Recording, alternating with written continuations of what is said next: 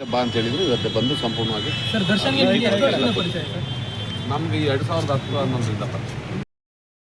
ಚಿತ್ರದುರ್ಗ ಮೂಲದ ರೇಣುಕಾಸ್ವಾಮಿ ಕೊಲೆ ಪ್ರಕರಣಕ್ಕೆ ಸಂಬಂಧಪಟ್ಟಂತೆ ನಟ ದರ್ಶನ್ ಜೈಲಿನಲ್ಲಿದ್ದಾರೆ. ತನಿಖೆಯನ್ನ ನಡೆಸುವಂತಹ ಸಂದರ್ಭದಲ್ಲಿ ಪೊಲೀಸರಿಗೆ ನಟ ದರ್ಶನ್ ಮನೆಯಲ್ಲಿ ಲಕ್ಷ ಹಣ ಪತ್ತೆಯಾಗಿತ್ತು. ಇದರ ಮೂಲವನ್ನ ಬೆನ್ನತ್ತಿದಂತಹ ಪೊಲೀಸರಿಗೆ ಸಿಕ್ಕಿದ್ದು ಮಾಜಿ ಉಪಮೇಯರ್ ಮೋಹನ್ ರಾಜ್. ಅಂದ್ರೆ ಅವರೇ ದರ್ಶನ್ಗೆ ಈ ಒಂದು ಹಣವನ್ನ ನೀಡಿದ್ರು ಅನ್ನುವಂತಹ ಮಾಹಿತಿ ಪೊಲೀಸರಿಗೆ ಲಭ್ಯವಾಗಿತ್ತು.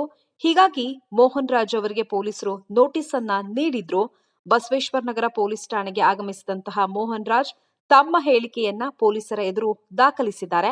ಆ ಬಳಿಕ ಮಾಧ್ಯಮಗಳ ಜೊತೆ ಕೂಡ ಮಾತನಾಡಿದ್ದಾರೆ. 12 ಗಂಟೆಗೆ ನೋಟಿಸ್ ಬಂದಿತ್ತು, 3 ಗಂಟೆಗೆ ವಿಚಾರಣೆಗೆ ಹಾಜರಾಗಬೇಕು ಅಂತ ಬರ್ದಿತ್ತು. ನಾನು ಬಂದು ಅವರು ಕೇಳಿದಂತಹ ಎಲ್ಲಾ ಪ್ರಶ್ನೆಗಳಿಗೆ ಲಿಖಿತ ರೂಪದಲ್ಲಿ ಉತ್ತರವನ್ನ ಕೊಟ್ಟಿದ್ದೇನೆ ಅಂತ ಹೇಳಿದ್ರು. ಜೊತೆಗೆ ಎಲ್ಲವೂ ಕೂಡ ಕ್ಯಾಶ್ ವಿಚಾರಕ್ಕೆ ಸಂಬಂಧಿಸಿದಂತಹ ಪ್ರಶ್ನೆಗಳಾಗಿತ್ತು. ವೈಯಕ್ತಿಕ ವಿಚಾರಕ್ಕೆ ದರ್ಶನ್ ಅವರಿಂದ ನಾನು ಈ ಹಿಂದೆ ಹಣವನ್ನ ಪಡೆದಿದ್ದೆ, ಅದನ್ನ ವಾಪಸ್ ಕೊಟ್ಟಿದ್ದೇನೆ. ತನಿಖೆ ಹಂತದಲ್ಲಿ ಇರೋದ್ರಿಂದ ಹೆಚ್ಚು ಮಾತನಾಡೋದಕ್ಕೆ ಅಥವಾ ವಿವರ ಕೊಡೋದಕ್ಕೆ ಸಾಧ್ಯವಿಲ್ಲ ಅನ್ನುವಂತಹ ಮಾತುಗಳನ್ನ ಹೇಳಿದ್ದಾರೆ. ಹಾಗಾದ್ರೆ ಮಾಜಿ ಉಪಮೇಯರ್ ಆಗಿರುವಂತಹ ಮೋಹನ್ ರಾಜ್ ಅವರು ಏನ್ ಹೇಳಿದ್ರು ಅಂತ ನೀವೇ ಕೇಳಿ. ಇವತ್ತೇ ಬಂದಿದ್ದು. 3 ಗಂಟೆಗೆ ಬರಕ್ಕೆ ಹೇಳಿದ್ರು. 3 ಗಂಟೆಗೆ ಬಂದೆ. ತನಿಖಾಧಿಕಾರಿಗಳಾದ ACP ಚಂದನ್ ಸಾರು, ಸಬ್ ಇನ್ಸ್ಪೆಕ್ಟರ್ ಪ್ರದೀಪ್ ಅವರು, ಬಸವರಾಜ್ ಅವರು, ಬಾಬಣ್ಣ ಅವರು 4 ಜನ ಕೇಳಿದಂಥ ಉತ್ತರಕ್ಕೆ ಸಂಪೂರ್ಣವಾಗಿ ಲಿಖಿತ ರೂಪದಲ್ಲಿ ಕೊಟ್ಟಿದ್ದೀನಿ. ಸೈನ್ ಹಾಕಿ ಲಿಖಿತ ರೂಪದಲ್ಲಿ ಕೊಟ್ಟಿರುವಂಥ ಕೆಲಸ. ನಿಮ್ಮ ಪಾತ್ರ ಏನಿತ್ತು ಅಂತ ಕೊಲೆ ಕೇಸ್ ಪಾತ್ರ ಕೊಲೆ ಕೇಸ್ ಅಲ್ಲ ಸರ್. ಅವ್ರು ಏನು ಪ್ರಶ್ನೆಗಳು ಕೇಳಿದ್ರು, ಆ ಕ್ಯಾಶ್ ಬಗ್ಗೆ ಏನು ಪ್ರಶ್ನೆ ಕೇಳಿದ್ರು ಅದಕ್ಕೆ ಉತ್ತರ ಕೊಟ್ಟಿದ್ದು. ನಾವು ತೊಗೊಂಡಿದ್ವಿ 3 ತಿಂಗಳಿಂದ ಅದು ವಾಪಸ್ ಅಲ್ಲ, ನೀವು ದರ್ಶನ್ ಹತ್ರ ತಗೊಂಡಿದ್ದು ವಾಪಸ್ ಕ್ಲೀನಾಗಿ ಕೊಟ್ಟಿದ್ದೀನಿ ಸರ್. ಈಗ ತನಿಖೆ ಹಂತದಲ್ಲಿ ಇರೋದ್ರಿಂದ ನಾವು